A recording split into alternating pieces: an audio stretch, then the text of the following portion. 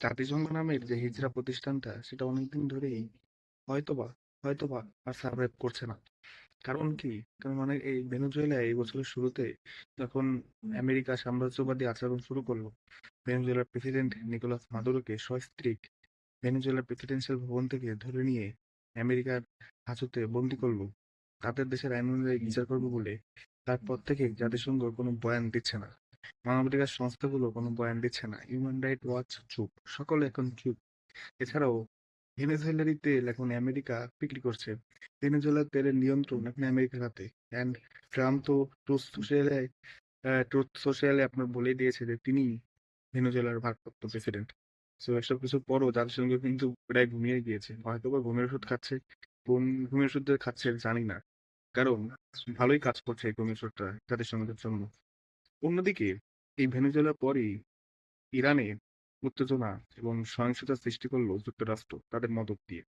যুক্তরাষ্ট্র অনেক চেষ্টা করেছে ইরানের রিজিমকে আপনার গত মাসেই, অর্থাৎ জানুয়ারি মাসের শেষের দিকেই ফেলে দিতে, অর্থাৎ খামানি শাসন আমলকে বিদায় দিতে, বাট পারেনি। কারণ ইরানের খামেনি শাসনের পক্ষেও বিপুল সংখ্যক মানুষ রয়েছে। এর ফলে সহিংসতায় যারা জড়িয়েছে আমেরিকার মদদে বা পেহেলভি, ইরানের যে আপনার সুলতান সো কল্ড ক্রাউন প্রিন্স, তার মদদে, এই পাপেটের মদদে তারা কিন্তু এবারও ব্যর্থ হয়েছে। এবং ইরানের যে আপনার বিপ্লবী গার্ড রয়েছে, ইসলামিক বিপ্লবী গার্ড, তারা এবারও সফলতার সাথে এই আন্দোলন দমিয়েছে। এরপরও আমেরিকা কিন্তু থামছে না।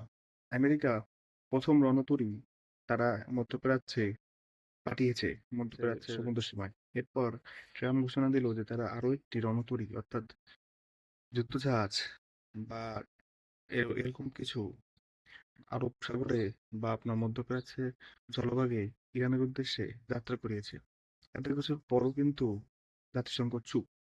এছাড়াও পৃথিবীর কোন দেশে কোন সরকার থাকবে এটা আমরা জানতাম যে আমেরিকা ভালোভাবে নিয়ন্ত্রণ করে, তবে আগে সেটা ছিল লুকোচুরি বা পরোক্ষভাবে। এখন কিন্তু ট্রাম্প প্রত্যক্ষভাবে, অর্থাৎ ঘোষণা দিয়েই তার পছন্দ মতো রেজিম চেঞ্জ করছে, অর্থাৎ যে দেশের সরকার তার কথা শুনছে না বা আমেরিকার স্বার্থ রাখছে না, নিজের দেশের স্বার্থ বিকিয়ে দিচ্ছে না, সে দেশের সরকারকেই সে উৎখাত করছে। এটা কি আন্তর্জাতিক আইনের লঙ্ঘন নয়? অবশ্য ট্রাম্প বলে দিয়েছেন যে আন্তর্জাতিক আইনের তোয়াক্কা ট্রাম্প করে না, তিনি যা বলবেন সেটাই আইন। আমেরিকা যেটা চাবে, আমেরিকার স্বার্থ যেখানে জড়িয়ে আছে এবং তার জন্য আমেরিকা যা করবে সেটাই আন্তর্জাতিক আইন। যদি এটাই হয় সেক্ষেত্রে জাতিসংঘ নামক প্রতিষ্ঠানের তো দরকার নেই। সেক্ষেত্রে জাতিসংঘের এই মহাসচিবদের শান্তির কথা বলে, এসবের তো ভাই দরকার নেই, এগুলো তো ফাঁকা বলি।